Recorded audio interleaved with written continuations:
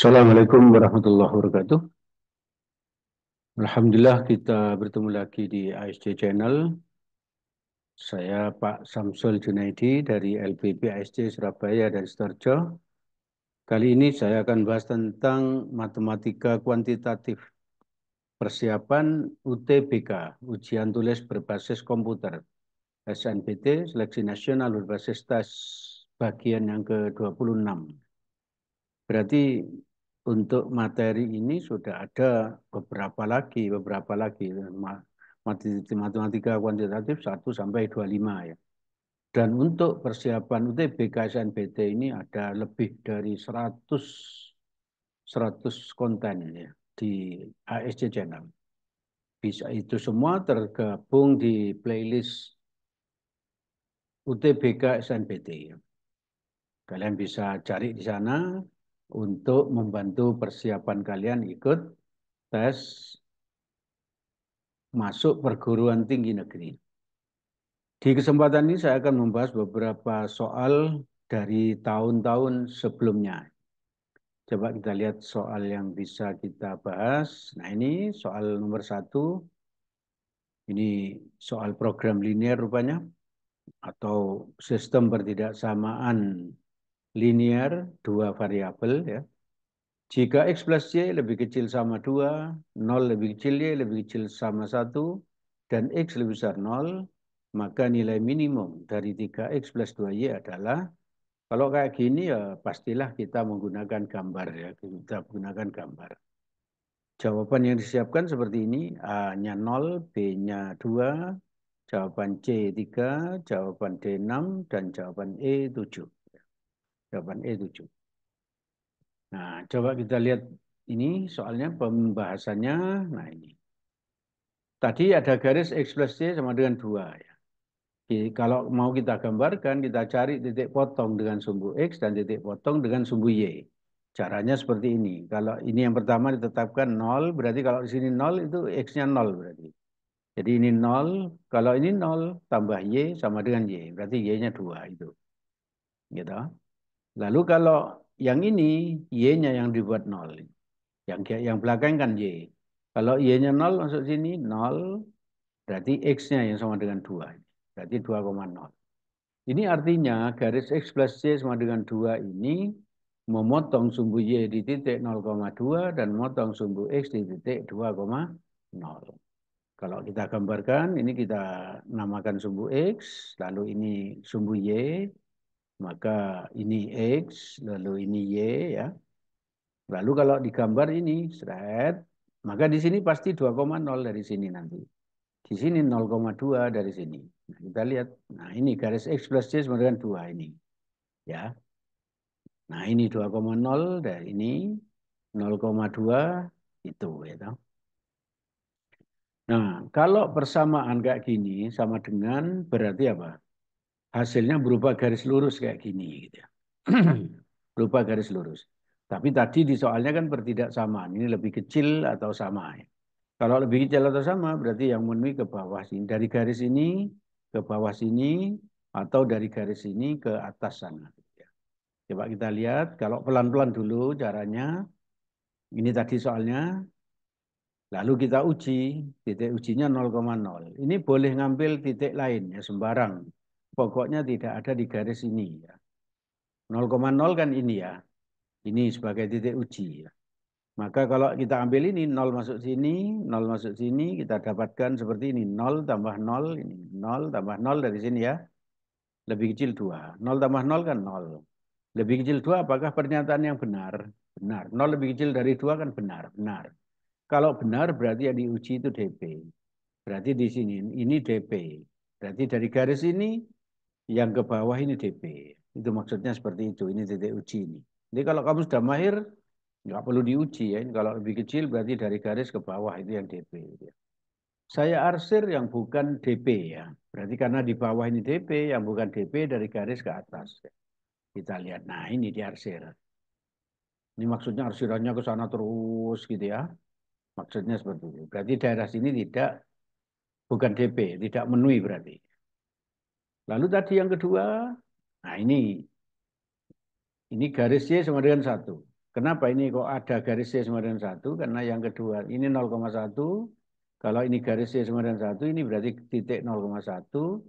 Kenapa kok ada garis itu? Karena yang kedua tadi, batas yang kedua adalah 0 lebih kecil Y lebih kecil 1. Kalau seperti ini, Y saja tidak ada X-nya, berarti garis lurus kayak gini. Y sama dengan 1. Kalau X sama dengan 1, berarti dari sini ke sana. Nah, seperti itu. Oke ya. Kalau ini Y lebih besar dari 0, berarti yang memenuhi di sini. Ya. Y lebih besar 0 dari sini yang memenuhi. Berarti dari ini sumbu X ke bawah ini tidak memenuhi, makanya ini diarsir. Gitu. Ini diarsir. Berarti di sini tidak memenuhi ya.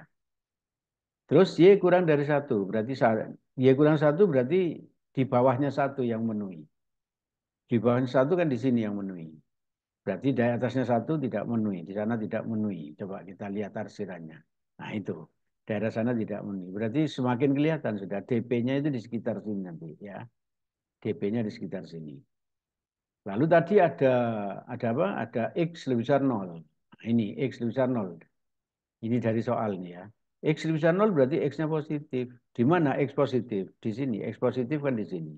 Berarti yang negatif tidak memenuhi. Maka yang tidak memenuhi kita arsir, berarti di daerah sini tidak memenuhi, ini kita arsir di sini. Ya. Kita lihat arsirannya. Nah itu. Berarti yang paling bersih, karena yang tidak memenuhi yang diarsir, maka DP-nya adalah daerah yang paling bersih. DP itu apa? Daerah penyelesaiannya. Mana daerah penyelesaiannya? Ini yang paling bersih. Berarti inilah. Ini adalah DP-nya. Paham ya? Tidak sulit ya. Lalu titik-titik pojok ini DP ini disebut daerah optimum. Maka itu kita beri nama titik O, ini titik O, lalu ini titik A, lalu ini titik B, ya lalu ini titik C. Di antara O, A, B, C yang belum tahu kan titik B. Berarti kita perlu tahu titik B-nya berapa koordinatnya. Coba kita lihat di halaman berikutnya ya. Nah ini. Ini tadi gambar yang sudah kita dapat dari sebelumnya ya. B-nya belum tahu ya. Ini O sudah tahu yaitu 0,0, A-nya tahu 2,0, C-nya tahu 0,1, B-nya belum tahu. Coba kita lihat mencari koordinat titik B. Titik B mana ini? Berarti perpotongan antara garis X plus Y sama dengan 2 dengan garis Y sama dengan 1. Coba kita lihat. Ini X plus Y sama dengan 2 dan Y sama dengan 1 berpotongan. X plus Y sama dengan 2 dan garis Y sama dengan 1 berpotongan. Maka ini disubstitusi aja. 1 ini masukkan ke sini. 1. Gitu. Maka kita dapat nanti X tambah 1 sama dengan 2. Oke ya. 1 dipindah kanan menjadi min 1. Berarti 2 kurang 1, 1. Berarti ketemu X sama dengan 1. Sehingga titik B itu adalah 1. Ini 1,1 ini. Kan koordinat itu X, Y ini 1,1. Oke, B-nya sudah tahu. Nah, kalau sudah tahu O, A, B, C koordinatnya dimasukkan ke nih apa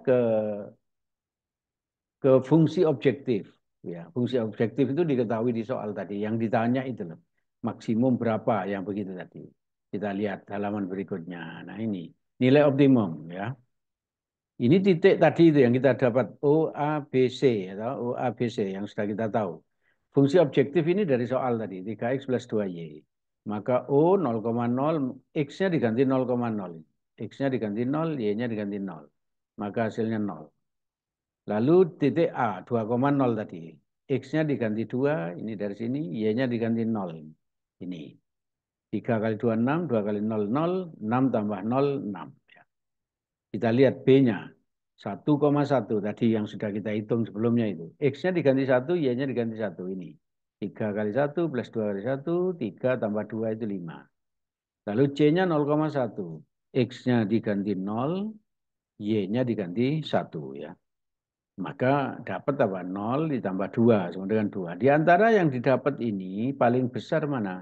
6. Berarti nilai maksimumnya 6. Nilai maksimum 6 itu adalah jawaban D. Nah itu. Ngerjakan soal ini memang agak sulit. Agak-agak lama maksud saya. Tidak sulit tapi agak lama. Oleh karena ini kan saya menerangkan, kalau mengerjakan sendiri ya tidak selama ini gitu ya. Karena bisa bergerak dengan cepat ya. Oleh karena itu dilatih ya agar bisa cepat. Sekarang kita lihat soal nomor 2 ya. Ini soalnya apa ini? Bilangan 3 digit yang dibentuk jika nilai mutlak selisih antara digit pertama dan ketiga adalah 4 ada sebanyak, oh ini rupanya soal aturan pengisian tempat ya. Permutasi kombinasi. Jadi soal seperti ini memang sering sekali keluar di SNBT ya, di SNBT. Saya ngambilnya soal contoh ini saya acak itu aja ya. Tidak mesti satu bab ya. Karena apa? Karena SNBT sudah dekat, sudah dekat. Jadi kalian sudah bisa, sudah banyak sekali teori yang sudah dikuasai, maka kita ambil soalnya secara acak. Ini 3 digit ya, 3 digit itu berarti ada bilangan yang disusun dari 3 angka. Lalu jawaban yang disiapkan seperti ini 130, 110, 70, 50, 40. Lalu pembahasannya. Ini pembahasannya. Misalkan bilangan 3 digit tadi itu ABC ya. Lalu tadi dikatakan apa? Mutlak digit ke-1 dan ketiga itu 4. Mutlak itu berarti harus positif ini ya. Berarti ini nanti bisa tertukar ya. Kalau di sini 1, ini 3, di sini bisa 1, 3, ini 3, 1, bisa begitu nanti. Ya, maka kita buat tabel bilangannya seperti ini. B. Kita punya bilangan itu, angka itu yang tersedia di dunia ini kan berapa? 0, 1, 2, 3, 4 gitu ya. Dan seterusnya sampai berapa? 9. Itu ada 10 ya, ada 10 angka. Maka kalau kita buat bilangan 3 digit itu A, B, C, angka pertama A, angka kedua B, angka ketiga C.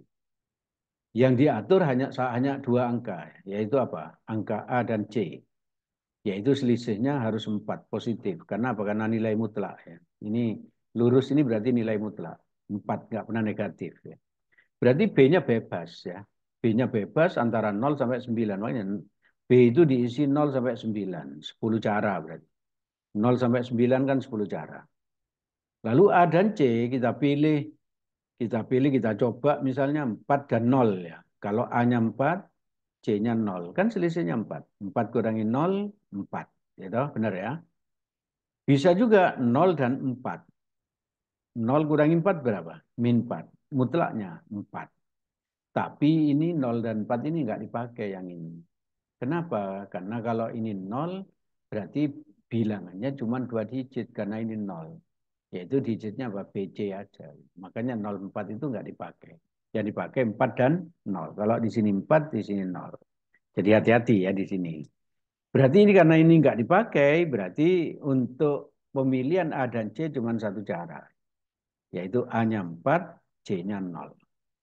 Berarti caranya untuk seperti ini adalah 10, ini 10 kali 1. 10 kali 1 itu 10. Kemungkinan kedua begini. Yang B ini loh. Tetap 0 sampai 9 karena B itu bebas ya toh. B-nya bebas, berarti 10 cara. Sedangkan A dan C bisa dipilih pokoknya selisihnya 4. Kalau A-nya 5, maka C-nya 1. Oke ya, 5 kurangi 1 kan 4. Bisa dibalik, kalau A-nya 1, C-nya 5. 1 kurangi 5 berapa? Min 4. Dikasih harga mutlak kan 4. Berarti ada 2 kemungkinan di sini, 5 dan 1, 5,1 dan 1,5. Makanya 2 cara. Maka untuk baris kedua ini caranya ada 10 kali 2 ini. 10 kali 2, 20. Ya toh? Lalu di baris ketiga, B-nya bebas tetap ya, 10 cara. Nah ini, A dan C-nya bisa dipilih 62, 26, penjelasannya seperti ini tadi. 2 cara, 10 kali 2, 20. Ini bebas juga, ini 7 dan 3 karena selisihnya 4. Ini juga selisihnya min 4 diberi mit mutlak, itu jadi 4. 2 cara. 10 kali 2, 20. 10 kali 2, 20. Yang B bebas lagi, yang ini 8 dan 4. 4 dan 8. Pokoknya selisihnya 4 ya. 2 cara. 10 kali 2, 20. Yang ini B-nya bebas juga tetap 10 cara. Ini 9 dan 5. 5 dan 9. Dua cara, 10 kali 2. Berarti totalnya berapa? Total bilangan yang bisa dibuat. 1, 2, 3, 4, 5. 5 kali 20 kan 100. Ditambah 10, 110. Berarti banyaknya bilangan yang bisa kita susun adalah 110 bilangan. 110 bilangan itu adalah jawaban B. Ya, jawaban B. Paham ya? Oke, nanti kalau tidak paham, ingin bertanya, di belakang ada nomor WA pribadi yang bisa kamu hubungi. Yang serius ingin bertanya, ingin berdiskusi, pasti dilayani. Atau bisa juga video ini diulang-ulang dulu, diulang-ulang sampai kamu paham. Itulah enaknya zaman sekarang ini belajar lewat apa? Lewat elektronik ya, lewat IT ya. Oke, kita lihat soal yang ketiga ya, soal yang ketiga. Ini soal apa ini? Akibat terlambat mengikuti upacara di hari Senin, 3 orang siswa laki-laki dan 3 orang siswa perempuan diminta berdiri di depan tiang bendera. Banyaknya susunan mereka berdiri ketika 3 orang siswa perempuan berdiri berdampingan adalah, jadi ini 3 orang selalu berdampingan yang perempuan ya, nggak mau dipisah, ya. Nggak mau dipisah, berdampingan, selalu berdampingan. Ini berarti soalnya aturan pengisian tempat juga, atau bisa juga pakai permutasi atau kombinasi ya. Nah ini jawaban yang disiapkan ini 24, 48, 72, 96, 144. Jawabannya, pembahasannya, karena 3 orang siswa perempuan berdiri berdampingan, maka mereka dianggap satu siswa saja. Ya kan, karena selalu berdampingan, berarti dianggap cuma satu. Ya kan? Terus, cara berdiri 4 siswa, kenapa 4 siswa? 3 laki-laki dan 3 perempuan dianggap cuma satu siswa. Cara berdirinya ini, laki-laki 1, laki-laki 2, laki-laki 3. Perempuan dianggap satu. Atau bisa juga begini, nah ini perempuannya di sini, laki-lakinya di situ. Ini perempuan semua 3 orang. Ya, kan? Tapi dianggap cuma satu. Ya. Lalu, dan seterusnya seperti ini. Bisa perempuannya di sini, dan seterusnya. Maka cara berdiri mereka pakai seperti ini. Cara berdiri yang model seperti inilah. Ada 4 faktorial. 4 ini 1, 2, 3, 4. 4 faktorial. 4 faktorial itu adalah 4 kali 3 kali 2 kali 1. 4 kali 3 kali 2 itu 4 kali 3, 12 kali 2, 24. Nah ini hasilnya 24. Tapi yang perempuan ini kan bisa aja diatur P1, P2, P3. Atau P1, P3, P2 gitu. Dan seterusnya ya. Seperti ini. Ya, seperti ini. Cara berdiri 3 siswa perempuan. Nah ini P1, P2, P3. Atau bisa juga apa? P3, P2, P1. Atau P2-nya di depan dan seterusnya ya, dan seterusnya. Jadi kemungkinannya kan seperti ini. Maka cara berdiri siswa perempuan itu adalah 3 faktorial karena ini 3 faktorial. Berarti sama dengan 3 kali 2 kali 1. 3 faktorial 3 kali 2 kali 1. 3 kali 2 kali 1 itu 6. Maka cara berdiri mereka adalah semua siswa itu ya. Tadi kan 24 yang pertama itu, yang 4 siswa tadi. Yang perempuan dianggap satu. 24, 26 itu dari sini. 24 kali 6 itu adalah 144. Berarti ada 144 cara berdiri mereka. 144 itu adalah jawaban E. Ya. Tidak sulit sebetulnya kalau kamu mau mengikuti ASD Channel bersama Bapak Samsul Junaidi. Ikuti terus ya. Ada banyak sekali konten untuk persiapan SNPT ya. Sekarang kita lihat soal nomor 4 ya. Soal nomor 4, sebuah keranjang berisi 10 telur bebek yang setengahnya pecah. Nah, ini agak susah ini nanti karena kalimat seperti ini. Dan 20 telur ayam yang seperempatnya pecah. Berarti yang pecah telur bebeknya berapa ini? Setengah berarti 5 pecah. 20 telur ayam seperempatnya pecah. Berarti 5 pecah. Jadi ayam bebeknya 5, ayamnya 5 yang pecah ya. Diambil sebuah telur. Peluang yang terambil adalah telur bebek atau telur pecah adalah, jawabannya disiapkan seperti itu, peluangnya sepertiga, 2/3, setengah, seperempat, dan 3/4. Kita lihat pembahasannya ya. Nah, ini tadi telur bebeknya ada 10 ini. Telur bebeknya ada 10. Tapi dikatakan tadi 5 pecah ya. 5 pecah. Ini 5 pecah. Berarti yang tidak pecah itu ada 5 juga ya. Ada 5 juga. Ini dari soal, kalau ini yang baik ini dari mana ini? 10 kurangi 5, 5 ya. Terus telur ayamnya tadi ada 20, 5-nya pecah ya. 5-nya pecah dari soal ya. Dari soal 5-nya pecah. Berarti yang baik berapa? Yang baik berarti 20 kurangi 5 itu 15. Ini yang baik ya. Yang ditanya apa tadi? Peluang telur bebek atau telur pecah. Nah, telur pecah totalnya ada berapa ini? 5 ditambah 5, 10 ya. 10, ingat-ingat itu ya. Dan bebeknya ada berapa? Ada 10 juga ya. Ada 10 juga. Yang jadi perhatian kita itu ini loh. Kan ini bebek atau pecah. Berarti yang jadi perhatian kita, telur bebek ada 10, yang pecah ada 10 ya. Tapi ingat, bebek yang pecah ada 5. Ini juga berpengaruh nanti. Coba kita lihat lagi lanjutan pembahasannya.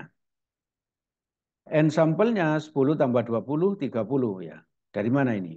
Telur bebek 10, telur ayam 20, berarti 30 ya. Lalu N bebeknya ada 10 ya, ini 10 bebek. Terus berikutnya yang pecah, bebek yang pecah 5, ayam yang pecah 5, berarti 10 ya. Lalu bebek irisan pecah, bebek yang pecah tadi 5 ya. Ini bebek itu ada 10, yang pecah 5. Berarti bebek irisan pecah itu 5. Ya, telur bebek yang pecah. Nah, tadi yang ditanya kan peluangnya B union pecah. Kita cari NB union pecah itu rumusnya NB plus N pecah, pokoknya ini NB ini plus N pecah dikurangi irisan B dan C dan pecah ini. B irisan pecah. Tinggal masukkan sekarang. Berarti NB union pecah itu ini NB-nya ini. Seret 10 itu 10. Terus ini N pecah itu mana? N pecah ini 10. 10. Terus N dikurangi. NB irisan pecah. NB irisan pecah ini 5 ya.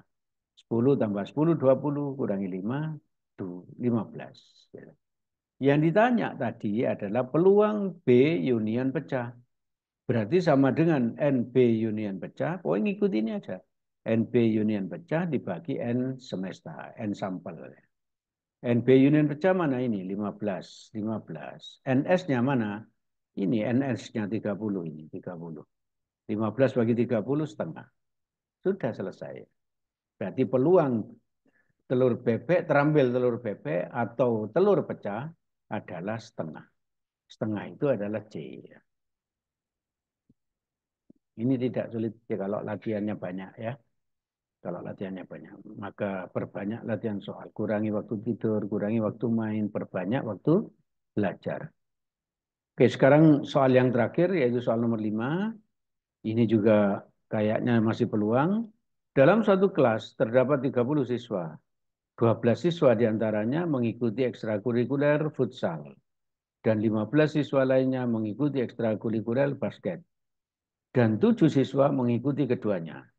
Peluang banyaknya siswa yang tidak mengikuti kedua ekstrakurikuler itu adalah ini jawabannya sepertiga, 2/3, setengah, 1/4, 3/4. Ini ada apa ini? Oh ini, N sampel 30 dari sini ya banyaknya siswa. NF berarti yang suka futsal, yang ikut futsal 12 ini 12. Terus NB 15. Dari mana ini? Yang ikut basket 15. Terus yang ikut dua-duanya F dan B 7. 7 ikut dua-duanya. Terus yang ditanya peluang yang tidak ikut keduanya ya. Peluang F union B komplement. Ini adalah dibaca apa? Tidak ikut dua-duanya. Peluangnya berapa? Ini rupanya nggak sulit ya. Ini akan lebih mudah kalau kita pakai diagram Venn. Coba kita lihat. Nah, ini pembahasan. Ini tadi yang diketahui itu ya. Yang diketahui ditulis lagi ini di soal di apa di halaman sebelumnya. Nah, ini diagram Venn-nya ini. Sampel ini semesta ini 30, berarti ini nanti isi banyaknya 30 ya. Dari sini. Kalau pakai diagram Venn, maka memulainya dari sini, dari tengah ini ngisinya ya. Tengahnya mana? Ini 15 ya.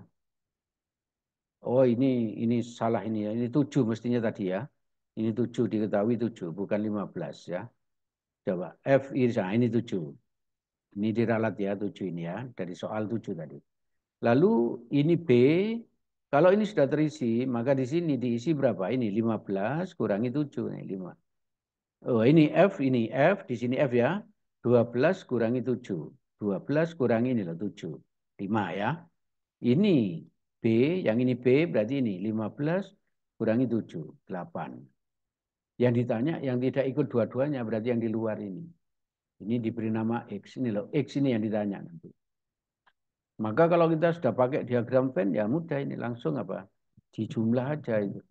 Kita jumlah ini. X ditambah 5, ditambah 7, ditambah 8, sama dengan S. Ya. Sama dengan 30. S-nya kan 30 ini.